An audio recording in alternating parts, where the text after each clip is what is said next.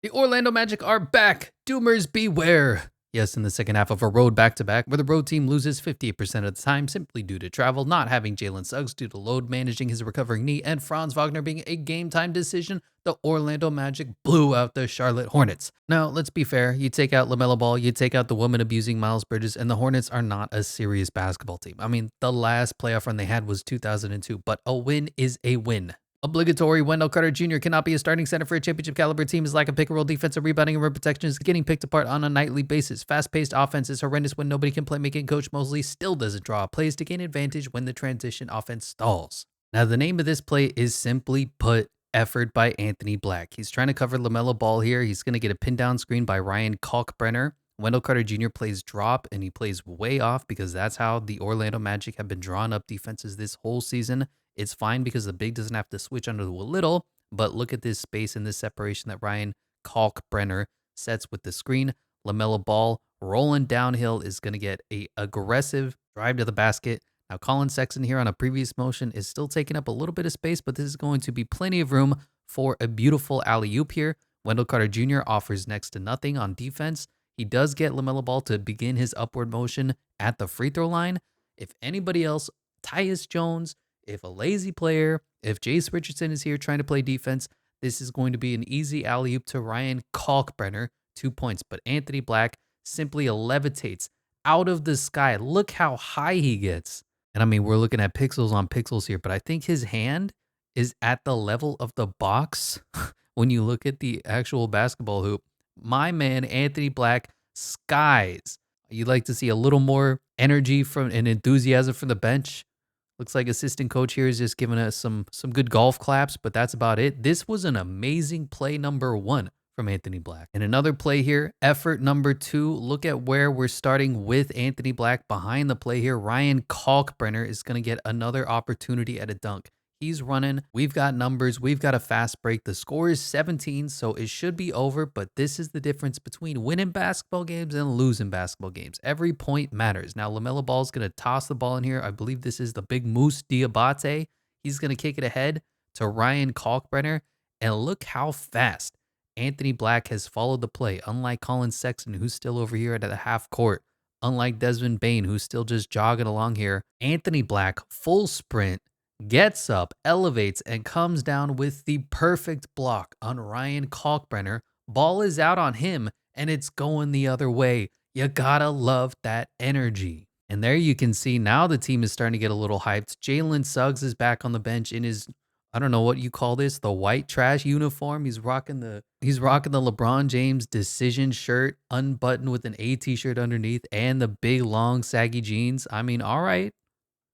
You do you, Jalen Suggs. You're balding at 21 years old. Do what you got to do. Once again here, just good individual defense. They force a little switch here. LaMelo Ball and Franz Wagner.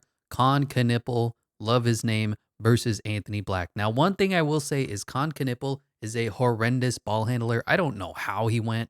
Was he the number 3 pick, number 4 pick in the NBA draft? Disgusting, sickening. But regardless, he's a 40% three-point shooter. They trust him with the ball sometimes. And then Anthony Black, great individual defense here. Just pokes the ball away, moves his feet, bam, poke away, turnover, ball game. Now, this is where my big concern, my big worry is. First of all, Banchero getting about 10 feet of space here to shoot the three-pointer. He's not going to take it. He didn't take it all game. The Charlotte Hornets played no defense on the perimeter. They defensively rocked a shell basically right around there, to where any three-point shooter not named Tristan de Silva or Desmond Bane was allowed to shoot the three. That means Wendell Carter Jr., that means Anthony Black, Goga Bitadze, Noah Penda. They didn't care. They're giving them 10 feet. They're just going to crowd the paint. And fortunately or unfortunately, a couple of the guys made their shots, but Banchero lost all confidence. I just want to see you realize what he does here. So Wendell Carter Jr. is going to come to set a screen because that's the only offense the Orlando Magic run. Then he realizes it's Colin freaking Sexton here. So he's going to say, no, I forgot. Paulo, all-NBA, go to work. And this is what Paulo does. He takes a look. Wendell steps back.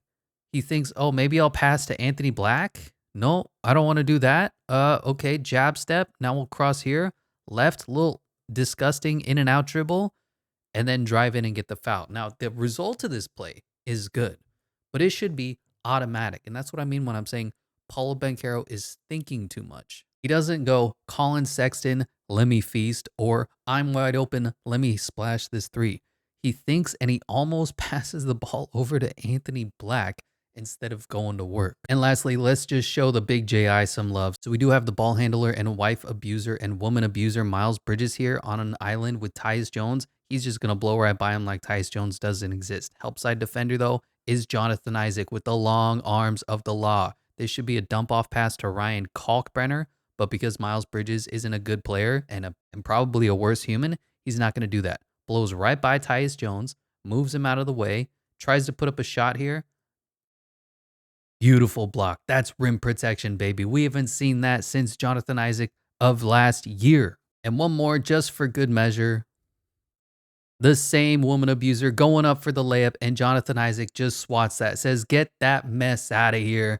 He flies out of nowhere. We're in transition. You think he's covering Ryan Kalkbrenner, and yet here he comes from the free throw line on the gather and just elevates.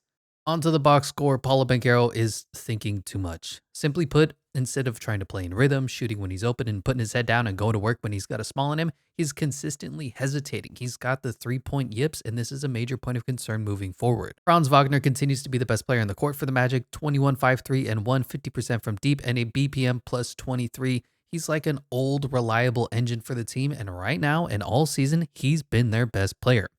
Desmond Bane was horrendous again. Blah, blah, blah. They'll figure this out with more time together. Blah, blah, blah. They just need to synergize. Blah, blah, blah. We're early into the season. Desmond Bane has been bad. Now, Anthony Black. I've been his biggest critic all season, and this game was like the perfect Anthony Black game. He's either going to make an electric play, fly 40 inches in the air, and block a 7'4" center, break up easy points, and hit threes, or he's going to make an awful air ball from three, boneheaded turnover. He's got a lot of Marcus Smart in his game where he's either really good or really bad. There's no kind of good neutral with him. But today, the good outweighed the bad.